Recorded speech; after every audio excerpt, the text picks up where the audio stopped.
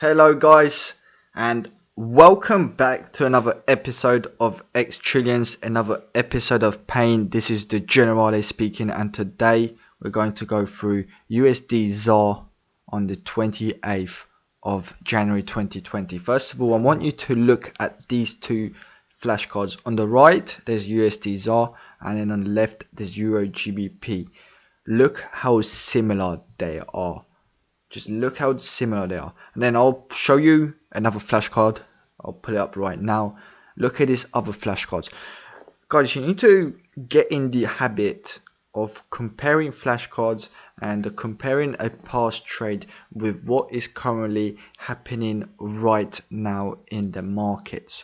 And when you're trading and you want to trade the pattern, you need to have at least 3 or 4 flashcards, or even more. Like, I tend to pick out as many as I can, and then out the ones I picked out, I start to filter them out as the trade starts forming. So get your flashcards done, and also have them organized. Being organized is very important as well, because when the trade is forming, you need to pick out these flashcards fast. You can't just go through 100 or 1,000 flashcards and trying to find the right trade. You need to have the right things in the right place, so you can pull them up at the right time. So what I want you to see right now is USDZAR bursted up using big green candles, so they induced the retail traders into going long. Amazing. And what was amazing about this trade is when they induced with that big burst candle during the stop on time, it was going up with the spread. The spread was going up. It was crazy, guys, to see. You guys need to see these things live, because me saying it is one thing, you guys watching it from a live point of view is a total different outcome. And I just want you to see how these guys go up, back up to the HOD. However, they didn't break it. Today they made the typical M pattern that Steve talks about, and we absolutely smashed it to pieces. That is where we got in. I'll pull up our entry point. There it is. And once we enter, I always say we want to see price shift out of our zone. We don't like to see when the market makers hold for too long and just start working and just start consolidating and just chopping around. We like to see price move out the entry point, and that is because we want to see the market makers create panic, greed and fear in the markets. Look at this candle right now. This is the pain candle that's going to kill all the buyers. There she goes. Watch her go. Amazing. Just imagine anyone who bought up there. How many candles it took them to form that M pattern? I'm not going to count them right now. However, it was something like 8, something like that, something along those numbers.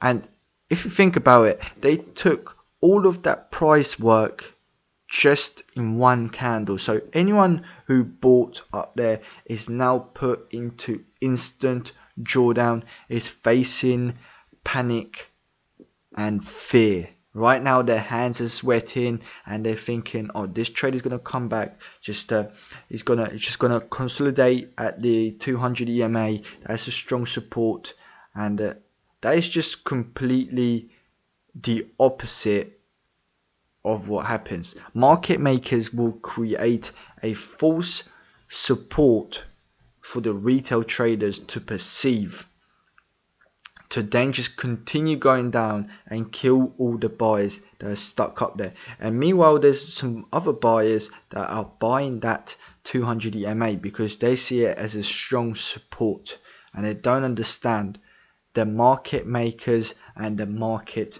maker cycle. It's key to understand that there is no cycle in our world. In our world, the only cycle that exists is where the money is trapped today. You understand that? There's no cycle for us. There's no WVVM. For us, is where have those guys got their money trapped? Where do they need to go to get paid? You need to think at the backside of your screen. You need to start thinking like a market maker and start thinking like a retail. You need to stop. Sorry, guys. You need to stop thinking like a retail trader and start thinking as a market maker. You need to think logically, and you need to think how am I going to take money from the rest of the world today? How am I going to get paid? And you'll get this by doing homework, guys. Like I'll repeat this on and on. Homework is the key to success. Preparation is the key.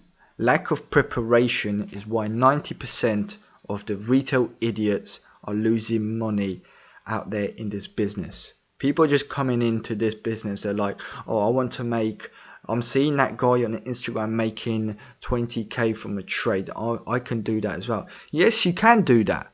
However, you need to study. You need to study hard.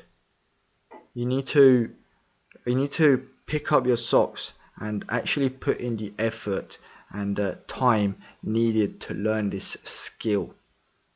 Trading is just like any other job. You need to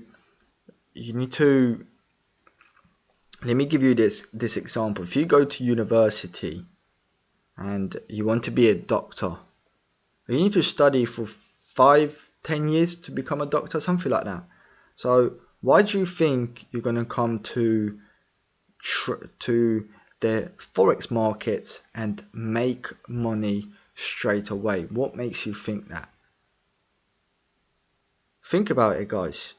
Trading is the hardest job on the planet, and that is because it's 100% mental. There's no physical action. The only physical action is the clicking, and anyone could do the clicking of the mouse. I could even get my cats to do the clicking of the mouse. It takes no skill. It's 100% mental, and that's why it makes it the hardest job on the planet.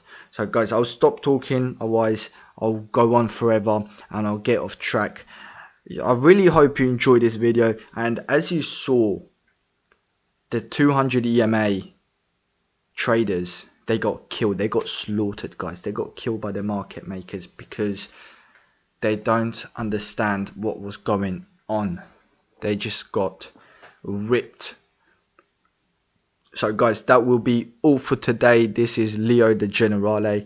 Make sure you study hard and trade with precision.